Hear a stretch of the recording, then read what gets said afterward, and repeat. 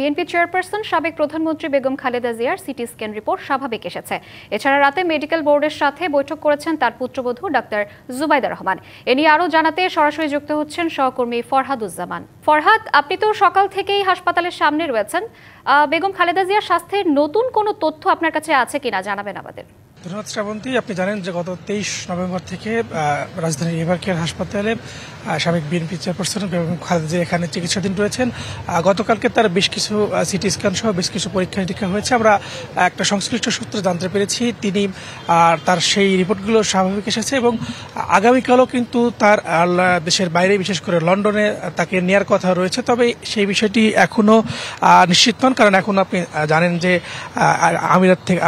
কাতার থেকে যে air ambulance আসার কথা ছিল সেটা কিন্তু এখনো আসেনি। যদিও পররাষ্ট্র মন্ত্রণালয় থেকে ভিভিআইপি যে মুভমেন্ট দেওয়ার কথা ছিল সেই ক্লিয়ারেন্সটি কিন্তু এয়ারপোর্টে দেওয়া হয়েছে। তবে আমরা জানতে পেরেছি বিশেষ সূত্রে যে দেশে থেকেই তার চিকিৎসা করার সম্ভাবনা রয়েছে এবং চিকিৎসার যে গঠিত যে বোর্ড রয়েছে সেই বোর্ড কিন্তু বলেছেন যে এখানে তিনি সুস্থ হতে পারেন। বিশেষ করে এর আগেও কিন্তু তিনি এর চেয়ে বেশি অসুস্থ ছিলেন, সেখান থেকেও কিন্তু তিনি সুস্থ হয়ে ফিরেছেন এবং এবারও চিকিৎসকরা বলছেন যে এখানেই দেশে থেকেই তার চিকিৎসা সম্ভব। যদিও আগামীকালকে তার একটা ডেট রয়েছে, এর আগেও কিন্তু 5 তারিখে এবং 7 তারিখে নতুন এবং ফিরে আসা গ্রাহকদের জন্য নগদে চলছে ক্যাশব্যাক সহ প্রতিদিন হাজারো উপহার জেতার সুযোগ। হবে আশা আর ফেরা, সারপ্রাইজ সেরা।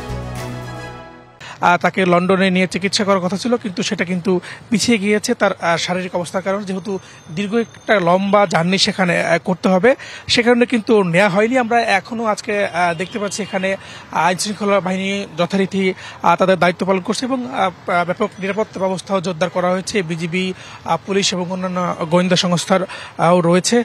পাশাপাশি আমরা জানতে পেরেছি যে তিনি যেই ক্রিটিক্যাল অবস্থা ছিল সেখান থেকে কিন্তু বেশ কিছুটা একটু উন্নত হয়েছেন। বিশেষ করে গতকালকে যেই বেশ কিছু রিপোর্ট করা হয়েছিল সেই রিপোর্টে কিন্তু স্বাভাবিক রয়েছে এবং লন্ডন নেওয়ার প্রয়োজন নাও হতে পারে বলে চিকিৎসকদের একটা সূত্রে আমরা জানতে পেরেছি এবং কালকে রিপোর্ট কিন্তু ভালো হয়েছে এবং তার আরেকটু যদি তার শারীরিক অবস্থার যদি উন্নতি হয় তখন সেক্ষেত্রে কিন্তু সেই ডিসিশনটা আসতে পারে যে তাকে আসলে নেওয়া হবে কিনা দেশের বাইরে।